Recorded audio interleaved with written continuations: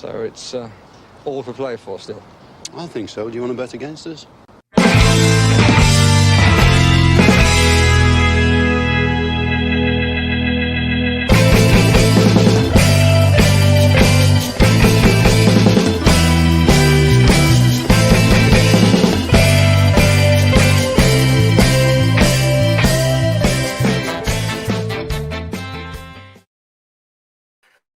Hi villains, and welcome to a really exciting Team Sheet Tantrum today on For the Love of Pomegranate podcast. As you can see, my roving reporter is at it again. He's off on his jollies. He had frequent floor miles being racked up at an absolute rate of knots at this moment in time. Paddy's sitting over there in Villa Park with a most majestic view, although I don't like those cumulonimbus behind you, Paddy. And my... No, that would be a bit better. I don't like those cumulonimbus there behind you, Paddy. They look a bit threatening. But apart from that, what's Villa Park looking like and feeling like today? It's quiet. Everybody I've spoken to is a little bit apprehensive. Spent a bit of time around the North Stand watching the players coming in earlier, soaking up the atmosphere, chatting to a few people. So, yeah, all good. Still early, so there's very few people in yet. But haven't seen any players, but the coaches are out there mapping out their pre-match drills and stuff. So, looking forward to seeing what way we line up. Yeah, and it should be an interesting one as well, because like prior to this, we were looking at a couple of maybe a dart of players in midfield. Now, we don't know if there will be or there won't be, but rumours are abound, and I'd say there might be a bit more stronger than rumours, considering they're coming from Ashley Priest, that Morgan Sanson is actually in the house after all of the pelters he took during the week. It looks like he has his boots on him, and he may be actually fit to play, along with Marvelous Nakamba, and also young Tim. It seems to be there too, which could be a sign that maybe he is somebody that might make it onto the bench in midfield. And I think it's probably fair to say, Paddy, that the midfield is going to be definitely the area whereby everybody's going to be wondering what the hell are we going to do inside there when this team sheet is announced. Well, I think that's the most important thing. I think the rest of the team virtually picks itself.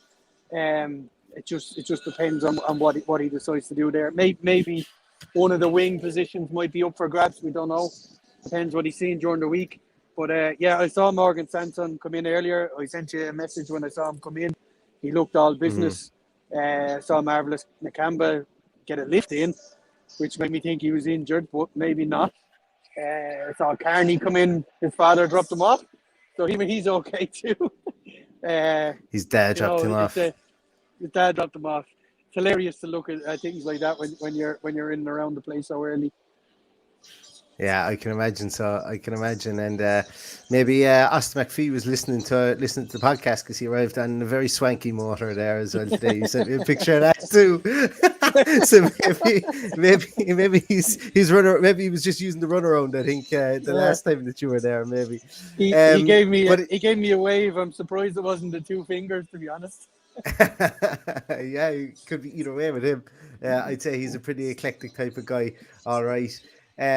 But it's interesting, though, as you said, that you had seen Sanson in and around the area beforehand as well. And look, much and all is we all kind of poked fun at the fact that potentially he got injured over in Disneyland, and that's what the story is. And look, a man's entitled to go away for a few days as well, and these freak incidents happen. It's just, I suppose, like he's been injured more than he hasn't at Aston Villa. But look, if he gets his game today and he plays anything like he did in that first half against Chelsea, a lot of us will be saying very different things about Morgan Sanson because, his last game he played for us, he was absolutely outstanding in that first half against Chelsea, and he more or less ran the midfield. So we'll be expecting more and more of that from him. He does have I'm not going to say the fitness levels because obviously he can't, for so long, but he does have that intensity and that industry about him to get around the field in the middle of the park. That maybe that's something that Steven Gerrard wants to see and wants more of from this team.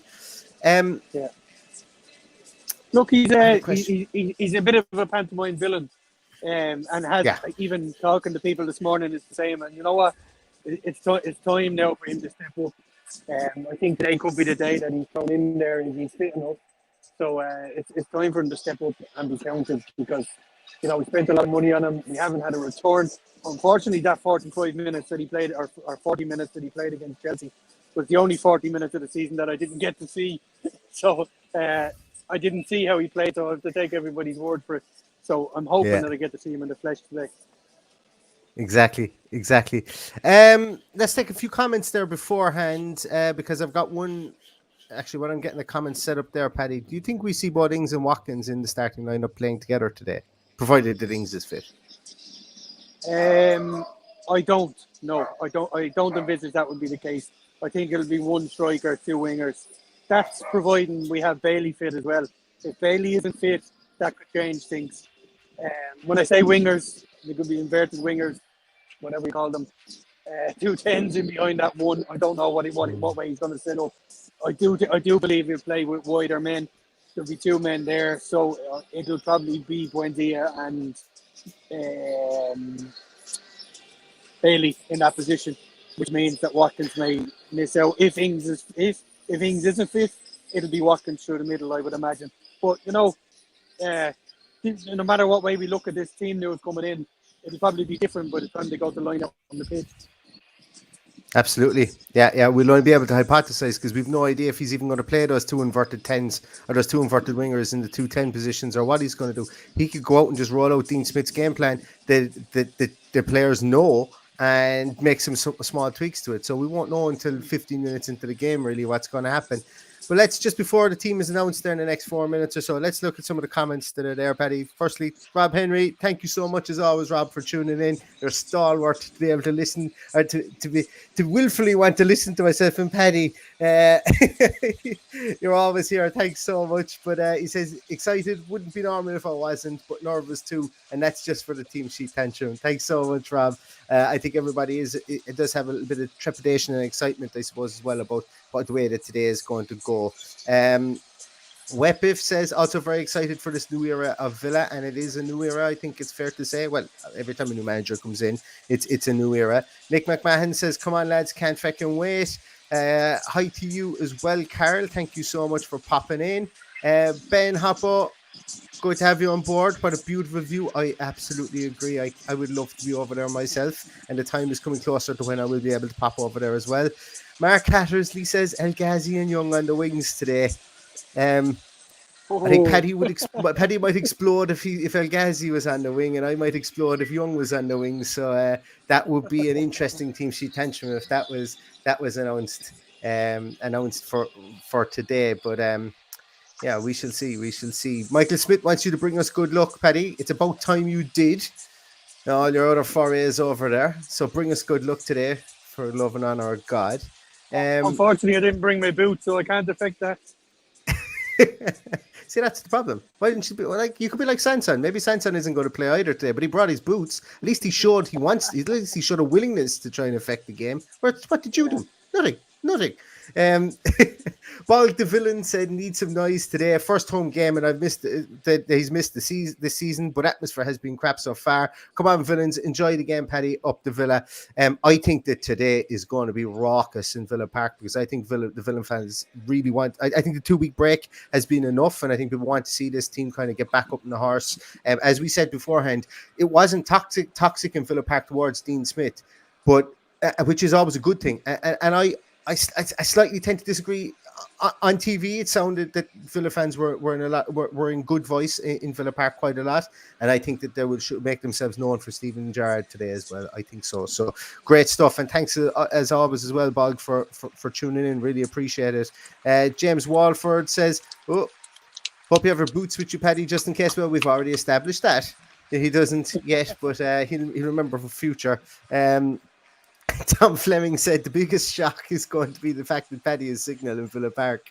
I think there's probably only about 8 people in the ground at the moment, so that's why Paddy has signal. It seems to be sparsely populated,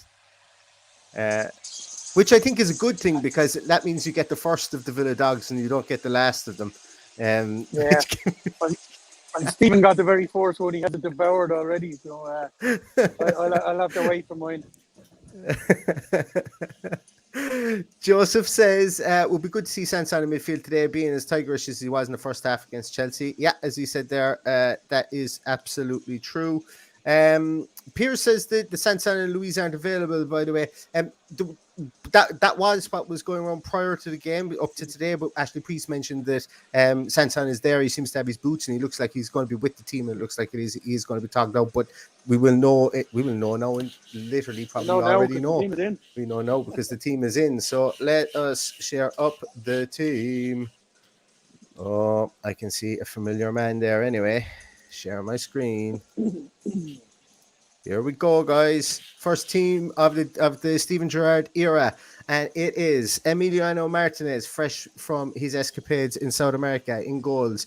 Mateus Cash, right back. Ezri Konsa, Tyrone Mings, captain, and Matty Target. McGinn, Nakamba, and Jacob Ramsey in midfield, with Buendia, Ings, and Watkins in the team. Wow. Okay. Well, not wow, because like we've gone out with that team a couple of times this season already, but that's an interesting team. And if we look at the subs, we do see the aforementioned, well discussed, publicized, and debated heretofore Morgan Sanson is on the bench. So that to me is good news that we have some experience on the bench in the fact of Morgan Sanson. We also have Carney Chukwuemeka, Jet Steer, Tuanzebe House, Ashley Young. It's interesting. That's interesting. He's gone with Tuanzebe and House, who can cover the right and left back. He's also gone with Ashley Young. So that to me might mean that Ashley Young might be played maybe a bit further forward potentially, because he's also got El Ghazi, Bailey, and Davis on the bench too. So El Ghazi, Bailey, and Davis. Interesting. Bailey's on the. I was worried when I saw Bailey wasn't in the starting. I can't see it because it's tiny on my phone here, but that's the interesting one. That Bailey is not fit enough to start, or he doesn't deem him fit enough to start. So interesting one. Do you know what? I think that it would be. Yeah, I think it's going to be. It's interesting. Look at the way it's written on the team sheet, and I know that means absolutely nothing. And realistically, if we were to look at the way it's written, it does mean that Watkins is on the left wing, considering he's the last man there, and it would make him number 11. But I would imagine he's going to be played in one of those inverted winger positions. And I'm more excited about Buendia. And as I've always said before, I'm an Aston Villa fan. I'm allowed to be fickle. I'm allowed to change my mind as many times as I want, even within the same sentence. And I've been bit down on Emi Buendia before, just for certain aspects of his game, and potentially because he's been played in the wrong positions and so on. Now he can really have no excuse in the position he's going to be played if he's going to play in that kind of 10 coming in from the right hand side, that inverted winger role. So I'm really excited in seeing what he is going to bring to the table. The midfield, the spacing from the midfield is going to be so interesting today. I'm really interested to see that, because, as I say, I think that's been our biggest downfall. Our midfield has been just so passive and open, and we've been getting forward much more in the midfield positions, especially when we're playing 3 at the back /5 in midfield, and it just hasn't worked, and we've become very, very open in midfield. So I'm really interested to see what happens there as well. But not a whole pile of surprises, I think it's fair to say, within the team sheet, Paddy. I'm finding it very hard to hear. Just tell me, who do you think the middle three is there? Because I can't see it on the screen. Sorry. Oh, it's McGinn, Nakamba, and Ramsey. McGinn, Nakamba, and Ramsey. Okay, interesting. So Dougie Louise isn't on the bench either. So we'll. Yeah. Okay. Is young Tim on the bench? Young Tim isn't on the bench. No, Young Tim isn't. So it's Sanson and Carney are the two midfielders, along with Ashley Young, El Ghazi, Bailey, and Davis, even Keenan Davis. That's an interesting one. Kahua asked the Twitter suggesting I follow West Ham, Crystal Palace, or Southampton. But Villa don't start winning. No, I'd never do that. Exactly. It's a couple of comments there. As actually, just give me one moment. Let's see what the Brighton team is before we go any further. The Brighton team, has it been announced? So Brighton go with Jason Steer in goals.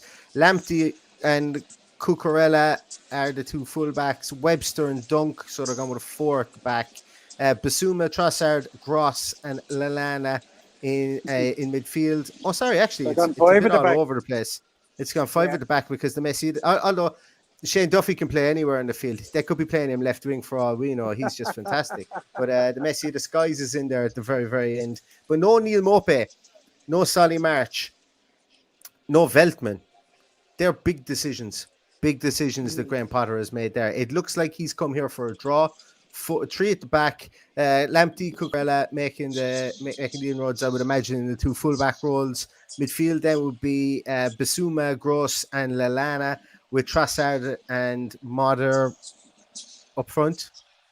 You would have to think. Possibly. Yeah, I don't think he's going for a draw. I don't think he can afford a draw either, having not won a match in 2 months. I know they're okay in the league, but people start getting antsy if you're setting yourself over draws, as we know from former managers. Yeah, it's a 5-3 at the back, so they'll be hard to break down. But I'm sure they're set out to combat the bounce that we're expecting today, and you'd expect our team to be full of energy. So yeah, it's an interesting lineup. I'm delighted not to see Solly March anyway, that's for sure. Yeah, he saves his best for playing against Aston Villa. Always does. I'm just going to knock that off the screen now, and we bring up some comments there again, because let's see what you guys have had to say about the situation. Where were we there? Where we gone to? Lineups are out. Watkins and Ings are in. Yeah, we saw that as well. British Mick is big fan of the Buendia, Ings, and Watkins trio up front. Yeah, absolutely. Let's hope we see it. The interesting thing with Watkins and Ings is if he plays the 2 10s, it'll probably be Ings that drops a bit deeper, because that's the way he has. I think so too. Season. Yeah. So it'll be interesting thing now. Does he play 2 up top? Well, no, I don't think he plays 2 up top, but I think, as we said before, Smith had painted himself into the corner with regards to saying he didn't want to play Watkins out wide. Now Steven Gerrard can play him wherever he wants, because he's never made that determination. So it's also Ollie Watkins' 50th appearance for Aston Villa today. So I hope he goes out and finds his scoring boots again and bangs a few in front of the hole. That would be absolutely fantastic. Adam Slack, good to see Adam. Adam is loving this lineup, as are we. It's a very, very positive lineup. I think something that went under the radar as well is that, and I know that we're missing a few bodies in midfield, but Jacob Ramsey kept his place in there. And look, when you've got Gary Mack and when you've got Steven Gerrard, 2 accomplished midfielders, and they can see a young kid there who admittedly went and played an absolute storm for the England under 21s during the international break. But what must his confidence be like to have 2 people that, well, I don't even know, was he born when Gary Mack was still playing for Liverpool? But it's definitely Steven Gerrard. But to have those 2 people there that have shown faith in him to pick him for today's game, regardless of who's out, because he's keeping Carney Chukwuemeka on the bench, who is thought of as one of the best 17, 18-year-olds in the country. And also, I know Morgan Sanson's coming back from injury, but that's a guy who's done it and played in the Champions League. And then you've got Jacob Ramsey, one of our own, playing there in midfield, who's been picked by a brand new manager. Really big day for him. Really, really, really big day for him. No Traore again, says Sean Green. Yeah, wouldn't it have been hilarious? Well, not hilarious, but it would have been interesting, should I say, if Bertrand Traore had lined out today after all the uproar during the last 2 weeks about him being accused by his own teammates in Burkina Faso of faking injury, and then if he arrived on to play for Villa today, he mightn't have got a game in Burkina Faso again. He mightn't have been allowed back into Burkina Faso again after that. But no, he is injured, and he's still, and he won't. Obviously, he isn't going to make the game day today. Bailey Vroom Rich says that Bailey would be an impact sub. I think that they're probably playing the long game with Bailey here for today specifically, because he did play for Jamaica, and he did come back, I think, later than the majority of the squad. I think he only came back on Thursday, and are probably just managing him from a loading point of view. And I know he also limped off as well. He also limped off after 88 minutes, so we've no way of telling if that was an injury or just one of those performed limps, as people like to do. Yeah. Couple of more there is this is an interesting one. Surprised to see Davis favoured over Archer on the bench. That is a great point, and that's something that came to mind. I wonder, is it because they're just so... I'd say it's because Davis... Archer is similar to the other two, and Davis will get offer something different. Yeah, that will be my take on it. Plus, he's interesting. There's plenty of midfielders there and defenders, so he's probably found himself a bit light. So he only had one choice to make there. There we go. Nick McMahon agrees with you, Davis over Archer, because he's so different to Watkins and Ings. Yeah, that could be it there.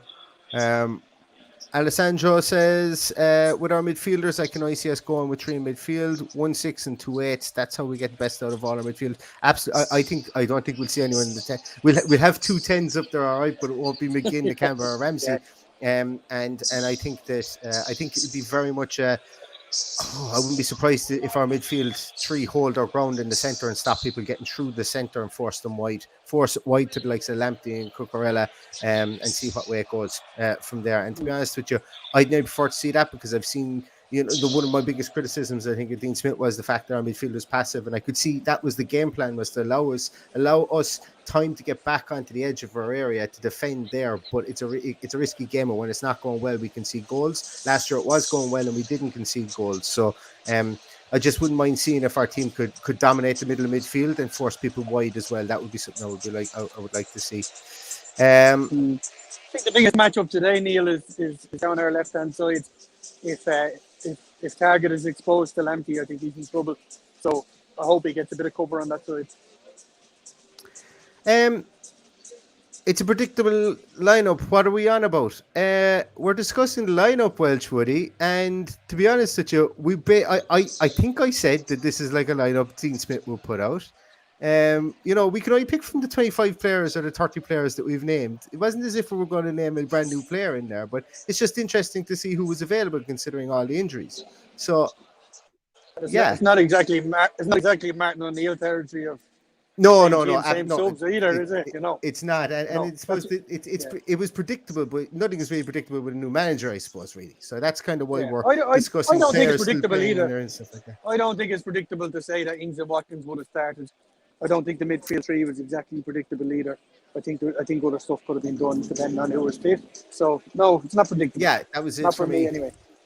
Yeah. I think for me it was we just didn't know who was fit, so that's why we were really discussing it. But no, as I say, predictable to some and predictable when we see it on paper. But it's still interesting to talk about it too. I think at the same time for sure. Rob Henry says a clean sheet would be a big boost today. I think that would be a massive boost today. I think it would be a huge boost today because they're few and far between this season, for sure. It means we're not going to lose.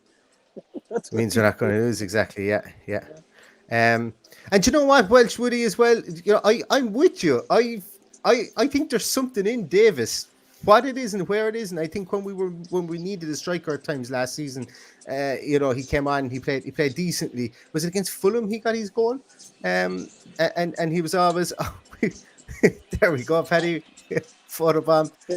But I think it was against Fulham he came on. But he's willing of effort for sure. And look, I'd like more for him to succeed as well. And look, if he gets a shot today, hopefully he bangs it in the back of the net. And he's been scoring goals in the 23s. So yeah, absolutely. I'm there for him, and I'll support him as well on the bench for sure. Anything else there? Paddy, I'm going to let you go because people are going to be running past you there, and we're coming up onto 2:20. I'm sure there's a lot of people here who are looking to get settled in front of their TV to watch it however they please. Give us a prediction, Paddy. And for anybody else there in the comments, throw your predictions of what you think the score is going to be in the comments there as well, and we'll share them up. I'm going to go 2-0 Villa. I'm going to predict one of our centre halves scores from a set piece, and we're going to see Ollie Watkins score on his 50th performance. Carlsberg don't do first games. As I say, he will be the first. If that is the case, Steven Gerrard will be the first Aston Villa manager to win their first game in the Premier League since John Gregory in 1997. Yeah, and let's not take away from Dino that he did win his first game in the Championship. So that gets overlooked. Yeah, exactly. Premier League. Exactly. Yeah, well, I suppose Dean Smith did win his first game in the Premier League. Then he won it against Sheffield United. John Egan pulled someone down, but I suppose their very first game. His first game was lost to Spurs. Yeah, lost to Spurs. Oh, it was lost to Spurs. Game. You're right. Sorry. You're right. I was thinking of a completely different season. Yeah, I forgot about that season for reasons I'm sure known to everybody. But we have. It's actually the same. It's the same season. Project Restart has me all confused. It's the season. The first season back. Yeah. Yeah. Moving swiftly along, Paddy. Sub-Home Gamer thinks we win 2-0, just like you, Paddy, as well. Carson White thinks 2-1. Welsh Woody thinks 1-1. That was my initial prediction as well. 2-1. 2-0. Kavanagh Kadidi thinks 3-1 for Villa, says Webbiff. Carl McClatchy says 2-0. 2-0 as well for Hookah SC. Brendan Townsend, good to see you, Brendan. Up the Villa 2-0 as well. 1-1 for Tom Cowley, good to see you, Tom. Emmy Martinez coming on to say hello there, Neil. Emmy Martinez, hello, Emmy, friend of the show. British Mick says 3-1. See, Villa Bloke 1970 says 3-1, 2-0 from Villa to the die 81. Sean Green says Brighton win, my faith is shot. Fair enough. Rob Henry 1-0 Davis. Kawu says, Neil, as I made the offer to you, I better extend it to Paddy, but the pre-game stream might not be great from the lounge. Yeah, I'll pass that on to Paddy as well.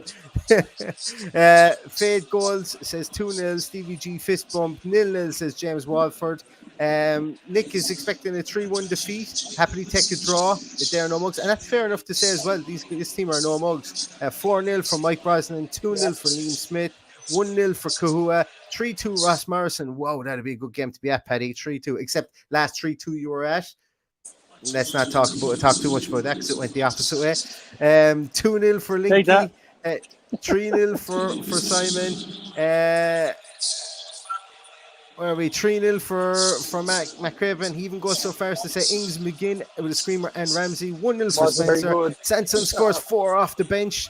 That's what we're talking about. If Sanson scores 4 off the bench, I'll buy you a season ticket. A 4-0 for Tony as well there. I'm going to go with a 2-1 win for Aston Villa. Today, I don't have a clue who's going to score, but I think I'm optimistic. I'm optimistic about today. I don't know why. I've no other reason to be as optimistic as I have been between now and the start of the season. But let's just see what the new manager Bounce does. Be just like Aston Villa not to get one as well, because that's what happens to us. Anything that you do expect, you do not get as you're an Aston Villa fan. But I think that this, there's going to be a lot of eyes on this, and I think I hope that the players will be sufficiently buoyant, with the new manager in there, and we see what happens.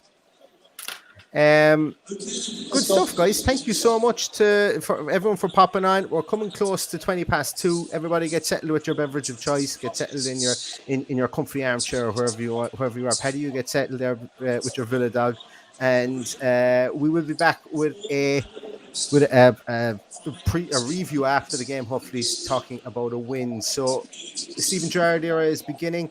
Let's all sit back with nervous excitement and see how it goes, starting at 3:00 today. Thanks so much, everybody, for popping on and for as always for supporting the podcast. We really, really appreciate it. I know I should have said this at the very, very start of the podcast, but just for everybody, we have partnered up with Beer 52, the world's largest beer emporium. There's lots of different beers on their site. We do have a code as well, www.beer52.com/love. If you guys fancy something free from Beer 52, all you need to do is pay postage in $9.95. It is a subscription service. It's available in the UK only. It won't be available in Ireland, but you can sign up for it, and there is something there, and they've given us a little code for that as well, guys. If you do want to stock up for Christmas, we would implore you to go to beer52.com. So thank you so much, guys, for everything you do for the podcast. The announcer is talking over me, so that's my cue to leave. Thanks so much, everybody. Have a great day, and all that's left to say is up to Villa. Up to Villa.